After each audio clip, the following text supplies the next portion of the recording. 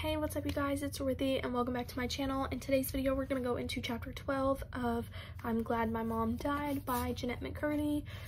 It is one of our brightly colored books, or one of my only brightly colored books I think, because of how yellow it is. But let's get right into this. This video may contain sensitive topics and foul language. If you do not wish to continue, please click off the video now. You have been warned. Chapter 12. Well, this morning is going to hell in a handbasket, Mom shouts as she chucks a dish into the sink. I flinch at the sound, but head to the kitchen regardless. Someone's got to help Mom, and most everyone else is still asleep. Maybe if somebody else did the damn dishes for once, she shouts again, slamming down a mug. The handle breaks off of it. She throws the mug pieces into a Ziploc bag to preserve the memory. I'll do them, Mommy, I say carefully, not wanting to aggravate her any further. Oh no, not you, sweetie, Mom says, reaching out to stroke my hair with her dish soapy hands. I don't want you to get prune fingers.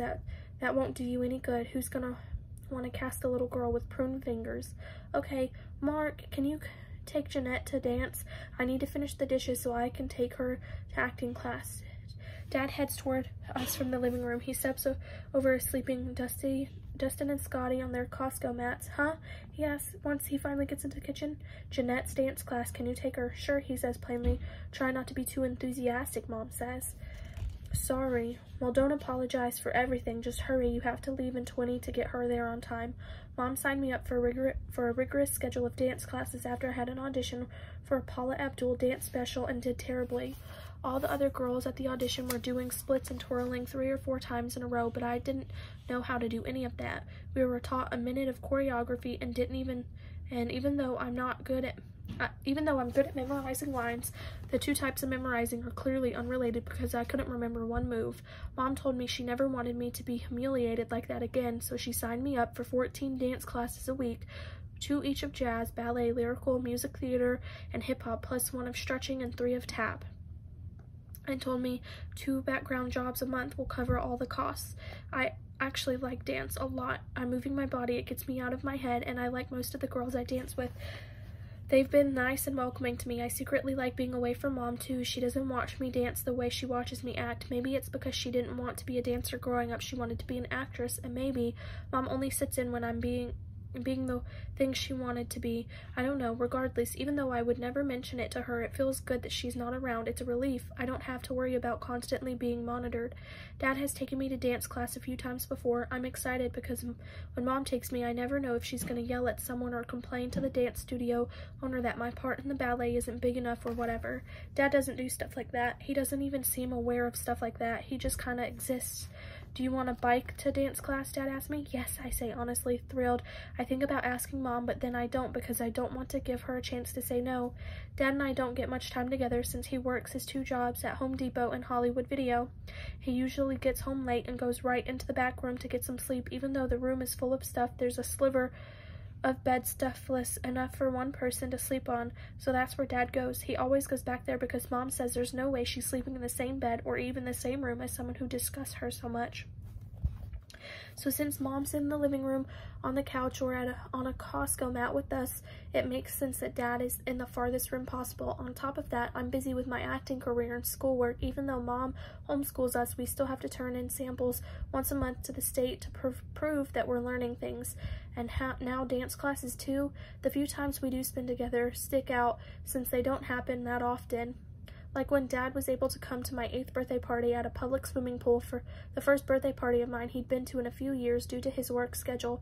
He gave me a birthday card, which he had never done before. He spelled my name wrong on the envelope. People spell my name wrong all the time, and I usually don't think much of it, but that time it made me sad. I opened the card to see he wrote inside, "That's the more important part anyway. Love, Dad," was all that was wrote underneath the poem in the card.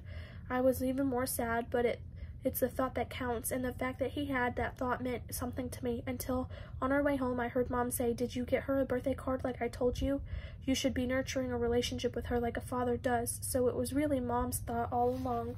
The other times we spend together are a bit more routine, like when Dad gets off of work a little early and watches a rerun of MacGyver or Gilligan's Island with us, or when he makes a stew on Sunday after church. Each time he makes one, it's apparently a different stew: beef, corn, chowder, chili, split pea, but I swear they all taste like lentil.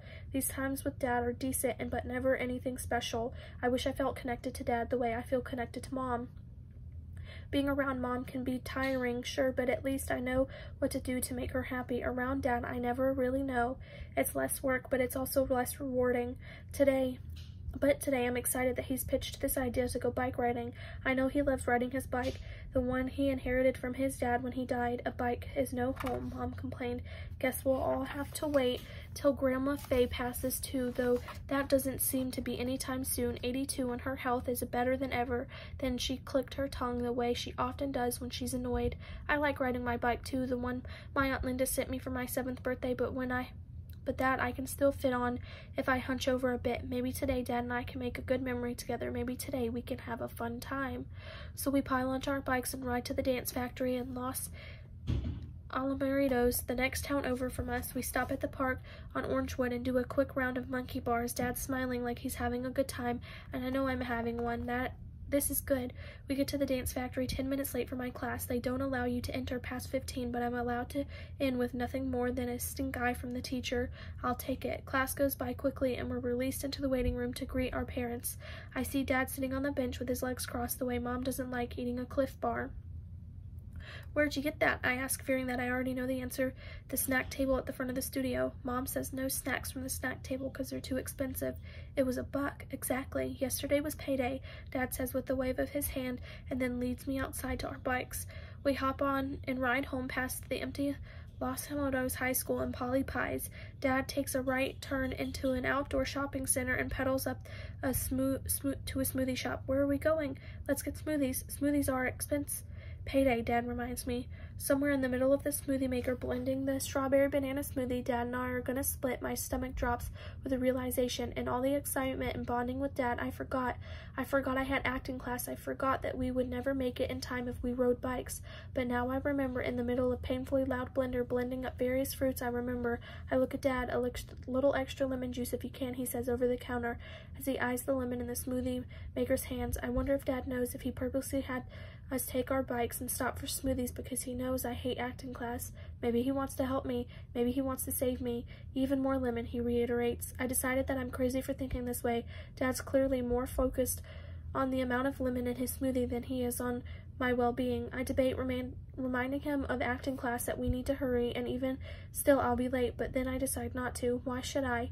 I'm enjoying my time with Dad despite the disconnect. I'm enjoying the ease, so I say nothing. We finish up the smoothie and pedal back slowly. We stop at the park again and ride on the swings. By the time we get home, it's 11:05. Mom's pacing in the front yard, jangling her keys like it's a threat. Where have you been? She screams. Bud, our nosy neighbor, pokes his head over the fence. I wonder if he's going to threaten to call social services again like he did the last time Mom was screaming out on the front lawn. I pray Mom keeps her voice down so he doesn't.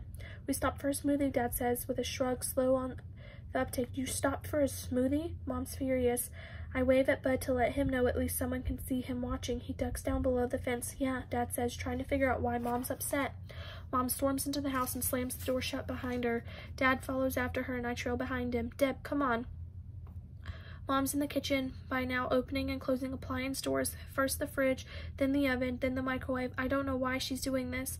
What's she looking for? But there's a wilderness to her gestures.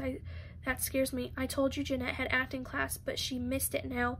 They were doing a scene from I Am Sam this week. I Am Sam, Mark.